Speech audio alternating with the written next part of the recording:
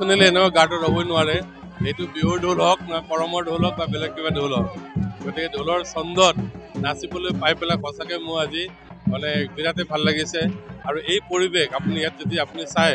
audience কোনজন আদিবাসী কোনজন গোৰ্খা কোনজন বেংগলী আপুনি ক'বই নোৱাৰে গতিকে বিভিন্ন কমিউনিটিৰ মানুহ আহি পেলাই যে কৰম পূজা পাতিছে এইটো এটা অসমৰ এটা চিনাকি মানে অসম প্ৰদেশখন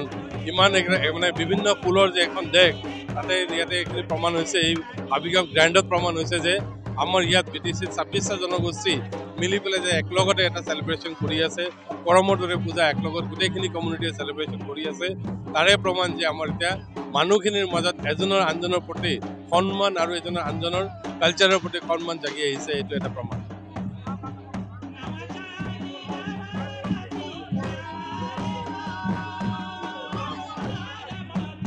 কৰম দেৱতা বুলি ক'লে মনত এটা তেওঁলোকে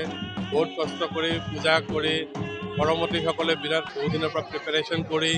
আজিৰ এই দিনটোৰ কাৰণে তেওঁলোকে ৰখি থাকে আৰু এই কৰম পূজাৰ চেলিব্ৰেশ্যন কৰিবৰ কাৰণে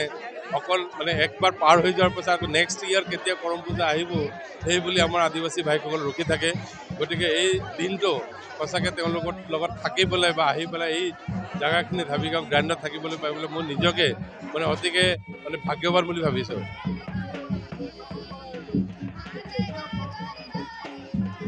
চাওক এতিয়া